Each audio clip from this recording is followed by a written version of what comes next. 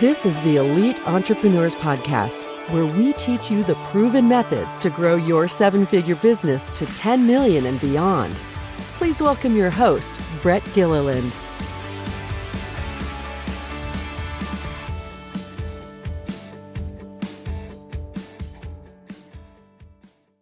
Welcome, everyone, to this week's episode of the Elite Entrepreneurs Podcast. I'm excited to introduce another amazing guest and just pinching myself with gratitude that we always have amazing guests on this show. We've got tons of awesome elite entrepreneurs out there who are sharing their real stories, their hard-earned lessons with all of us. So we don't have to go through all the same things, or we can at least have some insights and some tips as we grow through those same stages with our business. So I want to welcome Evan Ritchey to the show. Evan is the co-founder and CEO at Coconut Cleaning. He has a profound love for all things business. And I wanted to share with all of you that he has an insatiable appetite for knowledge. That knowledge, or that appetite, is evident in his constant pursuit of personal and professional growth. You can find him engrossed in books, devouring the wisdom shared by renowned business leaders and thinkers. He's always pushing himself, which I highly recommend to all of you. I also want to share that he strives to empower others to unlock their full potential and achieve success. So he doesn't just know that it's important for him to grow, but he's bringing his people and others along with him for the ride. And so his time today with us is no exception. I feel like we'll just treat this like you're here inviting all of us, Evan, to grow and learn with you. So welcome to the show, Evan. Thank you for having me on. I'm very excited to be here. Okay, so quickly, why don't you tell people about your business? Want to give a little airtime for you to explain a little history and tell us what Coconut Cleaning is, so they just have some context on your background. Yes. So what I love about our business is, in my earlier years, in my early 20s, and knowing that I always wanted to do entrepreneurship, I read up that some of the best businesses to start were having the most amount of customers, or most potential to reach the most amount of customers. And I'd say about 6 years ago, I had exited working for a cleaning company, and I was getting ready for medical school. And my what now is business partner reached out to me, and he said, "Hey, I'm doing pest control right now. We're doing really good. We're about 6 years into doing this, and we're looking to start other service companies off of our already existing customer base that uses, similar services." And they knew I had experience working in carpet and tile cleaning. And so what turned into what was originally just like, hey, helping them get started, at the very end, they're like, "All right, cool. So when do you want to start this?" I'm like, no, I'm going to go do medical school. I'm not touching another carpet cleaning wand again. But what made this unique in starting it is the carpet and tile cleaning industry is not accustomed to having a subscription-based model. Historically, the model is get in, get as much as you can, and get out. And it's a unique industry in that it's not regulated. So really anyone can go and start a carpet and tile cleaning company without, getting licensing and, going through a funded process or a funded program that says, hey, you have to meet this type of accreditation to be able to start your company. It's not regulated. And so we were able to start it relatively quickly. But what we wanted to do different than others was to go off of the pest control model and really find a way to do this kind of deep cleaning, but by winning customers over and getting them on a subscription-based cleaning process for their carpet, their tile, their upholstery, their area rugs, you name it. Like, everyone needs that kind of cleaning, but they're so used to and accustomed to, like I asked my parents, like they're used to this guy coming in saying, hey, I can also do this, this, and this. And then, the ticket's $900, $1,000, and then they never call that guy again. And they're always looking for someone new. And we were committed to winning the customer over for a lifetime and having a cleaning process that they were extremely happy with, and an employee base that they felt very comfortable with in coming in their home. But that's kind of the show why we got started. Yeah. So I love the whole conversation, but I'm intrigued about the medical school decision. So you left us with a cliffhanger there. Obviously, you stayed with the business. Do you still have any desires to go down that path at some point? I was actually working. What's interesting about that is there was a brief gap in between leaving the cleaning company. It was actually about an 18-month gap, and I was doing medical sales to make my resume look a little bit nicer for medical school application. And I ended up making a lot more money than I expected. And I was like, you know what? Like, this isn't bad. And I got a lot of firsthand experience with surgeons, and I wanted to be a neurosurgeon. Like I wanted to go like all in. And I talked to 204 surgeons, 201 over that 18 months said, don't become a doctor. Unless you wanted to from like when you were a kid, like don't do it. Like it's become inundated with processes, and insurance is crazy now, and the paperwork is crazy. The customer or the patients are crazy. Don't do it. And so I felt that I was actually getting very discouraged from doing medical school. And so that phone call from my now business partner was very timely, because I had enough surgeons say, please, save yourself the time and don't do it. And so I was kind of checking out, but not knowing what I was going to do. And then that phone call came in. Fascinating how that all works out. All right. Thanks for sharing that. So let's get to the meat of our time together, which is you have a successful business. In fact, something we didn't share is that the local market, we both live in and around the Phoenix metropolitan area, but now, and this is where you started this business, coconut cleaning, but now you have locations in 4 other markets across the US with plans to continue expanding. So this is starting to grow quicker and quicker. As you think back to that, I'll call it a scaling point or an inflection point where it went beyond just you and your business partner knowing how to do all the stuff and make it go and figure out the processes and how you're going to run this business, to now it's time to actually really build a team in earnest, right? Build a team and scale this thing. I'd like to go to that point in time roughly and just have you describe some of the pains or the challenges or realities you were dealing with, some of the day-to-day things as one of the business owners that just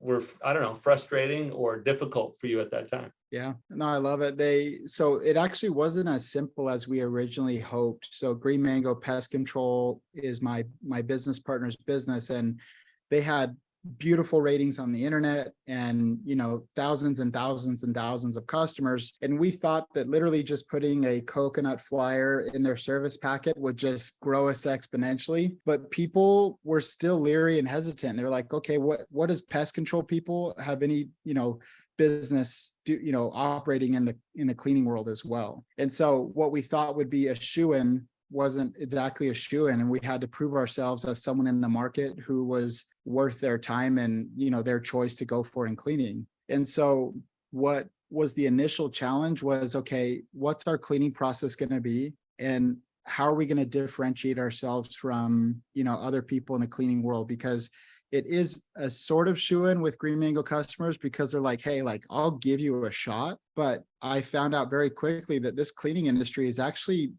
people are very loyal to like, hey, like the Stanley Steamer, the Chem Dry, or the Zerorez, and like they have their company and they don't want to switch. And so what was some initial hurdles was more than just, being a clean cut brand was, okay, is our cleaning going to be better and superior than others? And how are we going to get it there? And so I'd say the first 6 months was probably servicing a lot of influencers, like, people on social media, and a lot of Green Mango customers, and a lot of trial and error through, okay, we're going to clean your carpet this way. We're going to clean your tile this way. And do you want to see us every 6 months, every 3 months, every 9 months, trying to figure out that subscription model and what these, what our customers were looking for. And so I know that it was difficult for my partner to say, hey, like, this isn't working as well as I thought it would. So like, I'm going to give you 6 more months to try to make something of this. And if you can't really do anything with it, then we're probably just going to shut it down.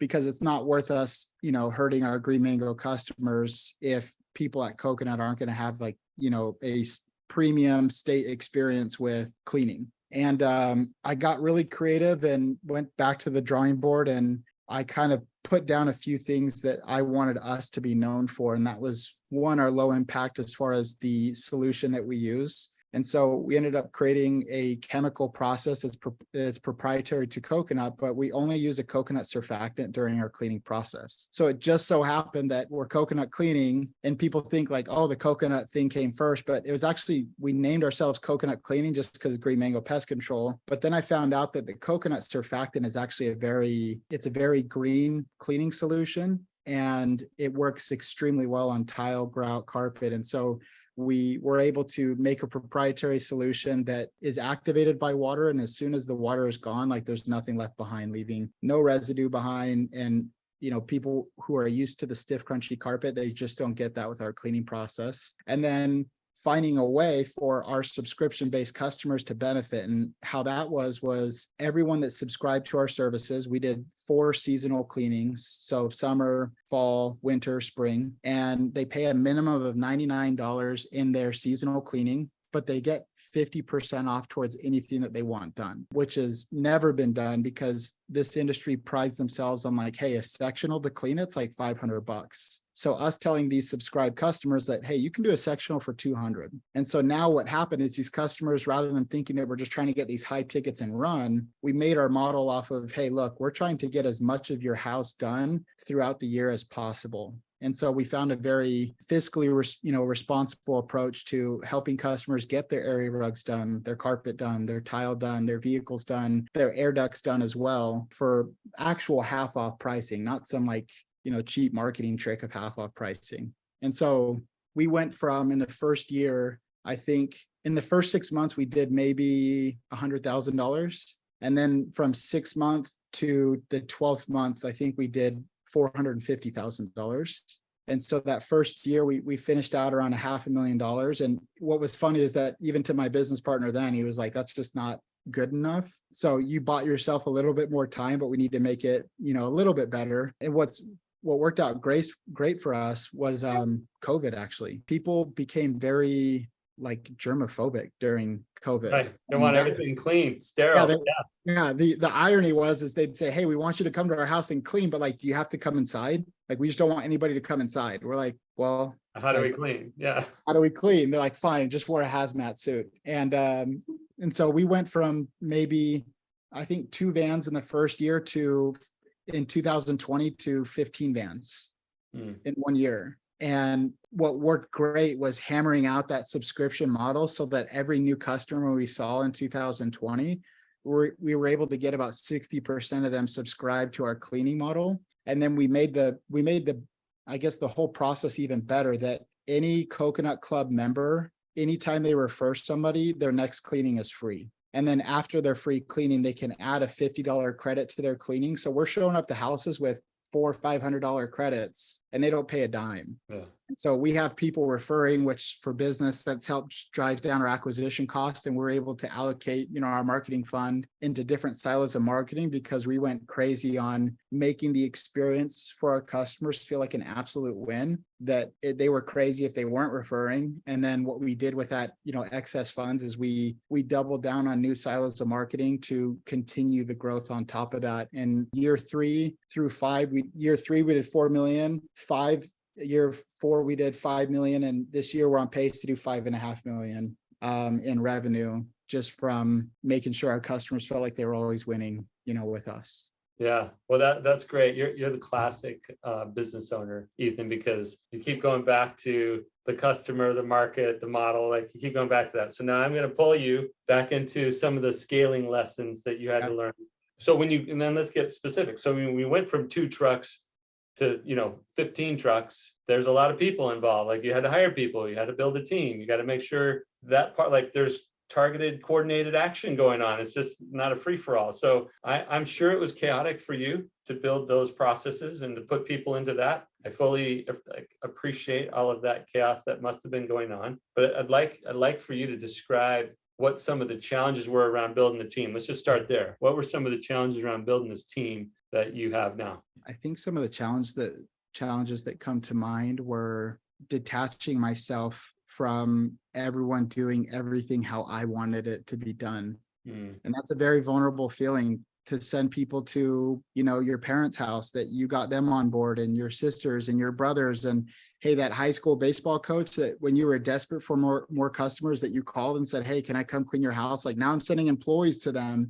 And it was a very vulnerable feeling to say, okay, are my systems and is my training sound enough that I feel comfortable sending all these people to people that when I was desperate in that first 6 months, that I called and asked for help and I said, give me a shot. And now I'm I get the phone call of the baseball coach, you too big to come to my house now? I'm like, no, man, I'm so sorry. I'm spread thin. And so I remember feeling a very vulnerable feeling of having these now strangers to me put on a coconut uniform, go through a 2-week training process, and then I'm sending them out to family, friends, family members, and people that, in your entrepreneurial mind, you're like, those are my customers, like, please take care of them. But then also not being so hyper focused on the customer to the employee that the employee's like, hey, look, back off. Like, I get it. I'll take care of them. And then you get the phone calls of, where you feel guilty and you don't want to feel guilty, but of like my mom saying, hey, like, why couldn't you come out and do the cleaning? I'm like, Mom,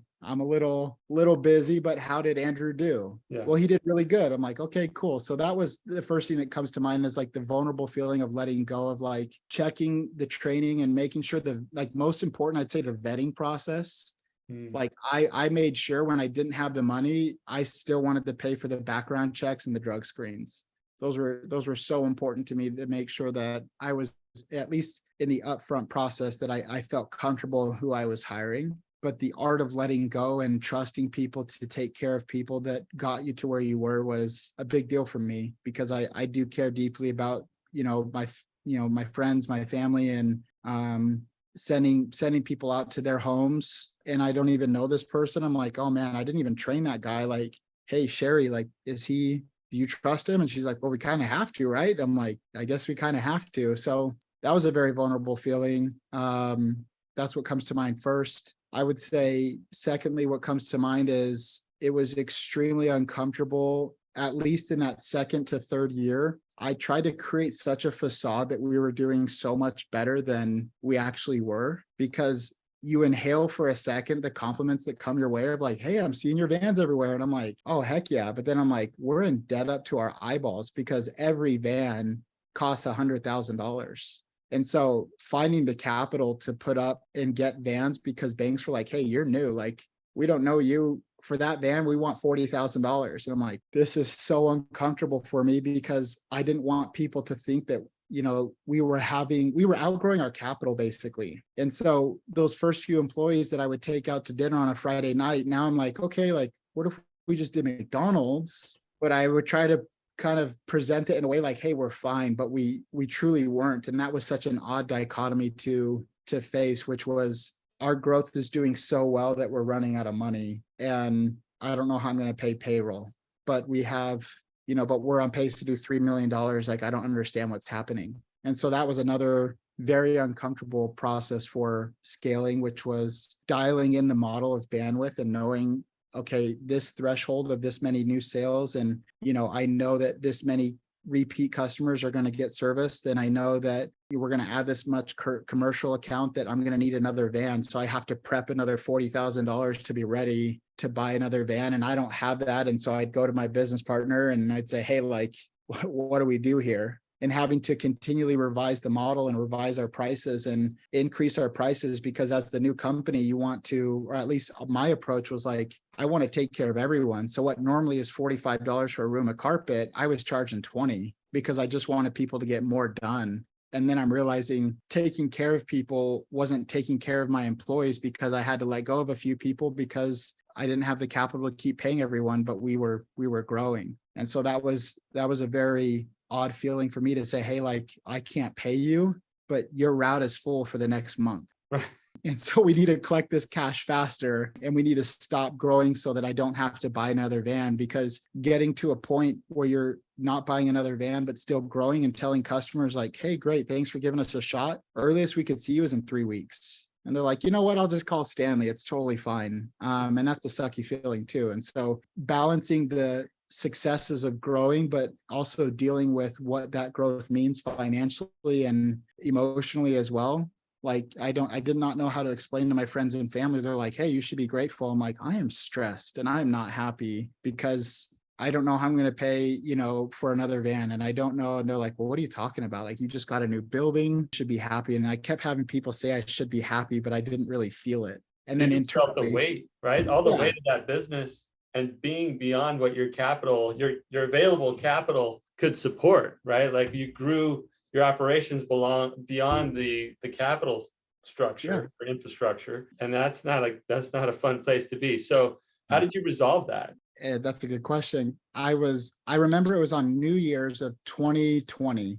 And my business partner had got a like a little UTV side by side for his kid. It was like, a 10-year-old appropriate one. And he left it at the office. It was a Christmas Eve, sorry. I was at the office because I was just stressing out. And he came to the office to pick it up because he had it at the office so his kid wouldn't see it. And it was like 10 o'clock at night, Christmas Eve. And he's like, "What are you doing here?" I'm like, "Cameron, like, I don't know how we're going to keep this amount of people and buy new vans without losing a lot of customers," because that subscription model was now eating me in the butt, where I was like, okay, like I have to service 500 customers this month it is their service month, but I don't have the bandwidth for it as far as my vans.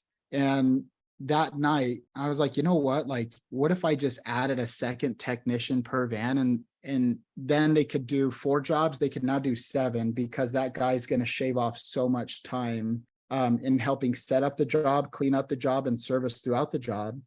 And so it was in 2020 Christmas Eve where I was like, I'm going to add a technician for every van, and instantly my bandwidth problems were gone, because every van was able to service 4 per day to 7 per day. Multiply that across 15, 20 vans at the time, and we were able to squeeze in an extra, 200 to 500 jobs per month just by adding a few $14, $15 an hour positions to every van, because every job for us meant about $400. And so if we could squeeze in an extra 400 jobs per month at that $400 value, adding a few $15 an hour employees wasn't a problem. And so that's immediately where the bandwidth problem went away, was adding a second technician per van. But I'm convinced that it either would have taken longer if I wouldn't have, like, tucked my kids in Christmas Eve and then went to the office and went to that drawing board. And I was just sitting there. I'm like, I don't know where, we're going to have more money. Like, we don't have more money for another van, but the jobs are there. And I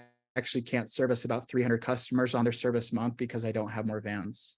And adding those technicians, we put up a job posting on Christmas Day, and I'd say by mid-January, I had 15 technicians in each van, so an additional technician per van. Wow! And then, as far as your 2-week training program goes, it was up to the main technician who had already been here to accelerate the 2-week training process. It's like, hey, now you're learning on the job. Yeah. It turned into a 2-day training process. And then we called all of our Coconut Club members that we weren't able to service. 90% of them were like, don't even worry about it. It's the holidays. Like, I don't even know if I was going to have you guys come out. And then I'd say January, February, we were all caught up, and at least the bandwidth issues were gone. Yeah. Because we were able to squeeze more revenue in, just adding a little expense of the employees. Yeah. Well, it sounds like a little Christmas miracle back in 2020. That's good. Yeah. So now we're, almost 3 years later, 2.5 years later anyway. And how many vans do you have now? So we have 22 vans. I'd say right now we have maybe 15 operating. We just have improved our model a little bit, and we've upped our prices to, I'd say, to be consistent with the bigger companies. Yeah. And so we've lost a portion of that lower demographic of customers that were taking advantage of that $20 for a room of carpet. But I'd say our prices are now on par with the other big companies. And so we've lost a small volume of lower paying jobs, but the retention is there with our Coconut Clubs, and the types of customers that we're bringing on board now are okay paying that $45 for a room of carpet versus 3 years prior of 20. So we have the extra vans now that we're actually implementing into air duct and commercial trucks now. So it's actually been pretty cool to see. Well, the reason I asked on that is I assumed some growth came in a different way than I assumed, but in that growth, I'm guessing now it's not just about a bunch of techs. Tell us about the formation, if there is one, and the formation of any kind of leadership team as your company's growing. I'd say it's probably one of my favorite stories right now with Coconut is all within the same month, these 4 guys named Caleb, Trevor, Evan, and Jordan walked through the door, all to have a job before they went on to law school, medical school, and a few other of those kind of professions. They didn't know each other at all, but these guys were top-notch guys that all responded to a few postings from guys that already worked here and said, hey, it seems like a fun place to work. I'm not going to law school till next summer, so I'll go work there and earn some money. And what ended up happening very fast is these guys fell in love with the environment and the culture, almost like I did with that medical sales job, but that was a $4 billion company. And I wasn't in love with the culture. I was in love with the paycheck, but it's a national company and I didn't really fall in love with it. And if I probably would have fell in love with the company, I don't know if I would have stayed, or I don't know if I would have gone to Coconut, because the pay was great, but I didn't like the national side of it. And it just seemed like a headache. And so these four guys fell in love with, like, man, I love the culture. I love the environment. Like, I love working with you, Evan. Like, we all want to be the same position, like, your right hand, and we want to grow this thing. And I found out very quickly that I didn't have the positions for it, because everybody wants off the van until they're off the van. And then they're dealing with like leadership things. And they're like, you know what, I'll go back on the van.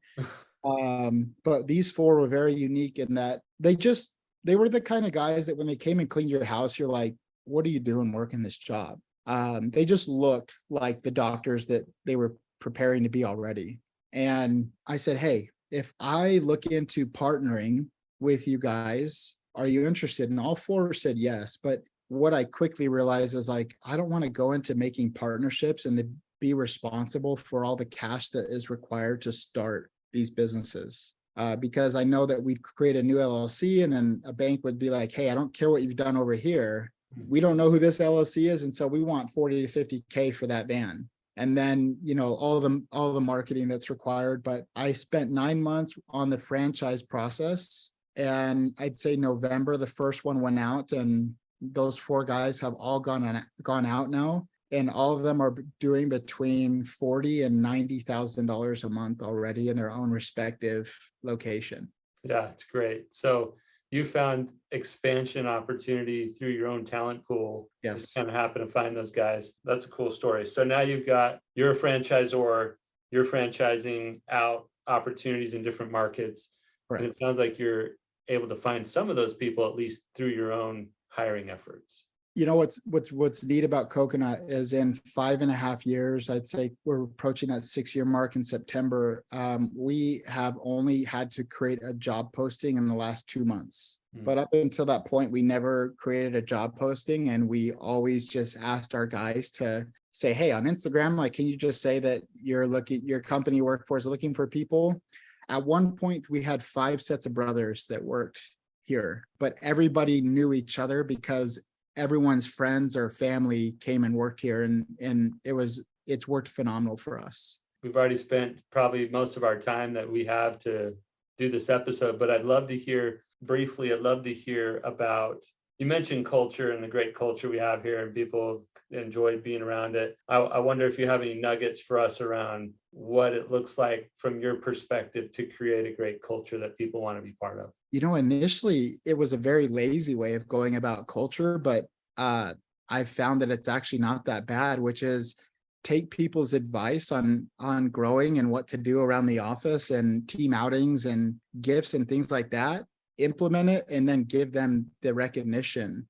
And so very early on, I thought I was being lazy when someone's like, hey, we should do this for cleaning the vans. I'm like, hey, cool. Hey, everyone, Andrew said that we're going to start doing this for cleaning the vans. I would give Andrew $500 for, helping us implement something that changed our systems. And slowly but surely over the last, again, 5.5 years, we have a company that 20 to 30 different people have built through their own sharing of ideas and actual executing of that thing. Because then when it's executed, they want to see that thing come to fruition and prove themselves right. And then what's great is that they're naturally more receptive when their idea doesn't work. They're naturally more receptive to hearing out anybody else's idea. So as far as culture goes, I think a lot of people know what they want. And I think if people know that, for a team outing area or a team break area, they want these massage chairs, and it's like, get the massage chairs. Like, hey, that's a great idea. Can you shop some massage chairs and let me know? And they're like, hey, these ones. And it's like, okay, great. Now we have some massage chairs, and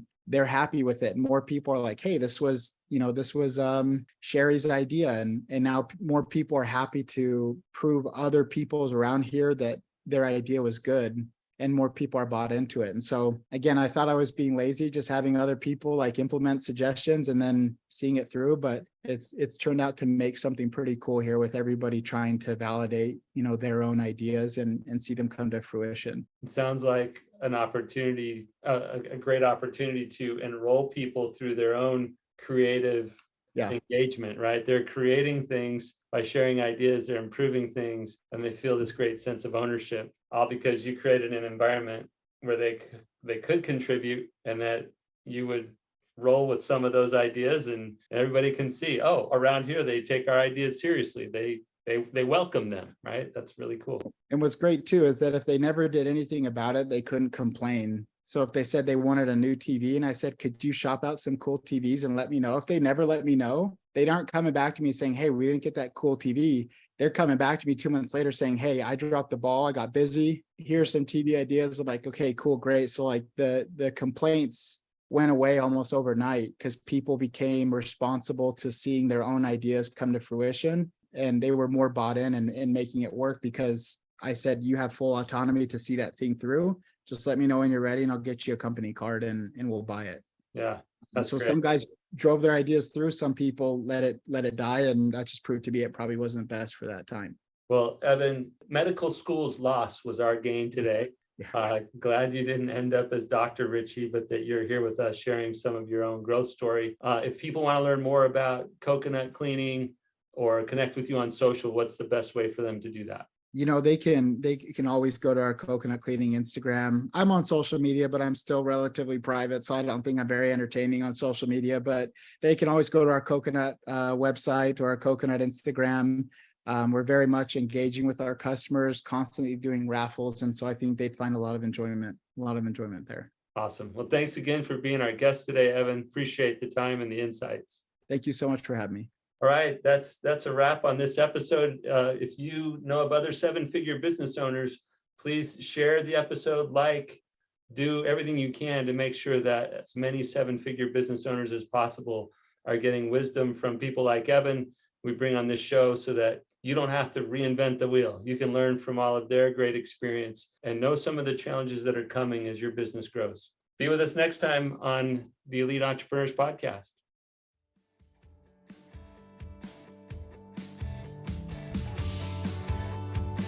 You've been listening to the Elite Entrepreneurs Podcast with your host, Bret Gilliland. Be sure to leave a rating and review wherever you listen to your podcasts. You may also want to visit our website, eliteentrepreneurspodcast.com, to find additional resources to grow your business from 7 figures to 10 million and beyond.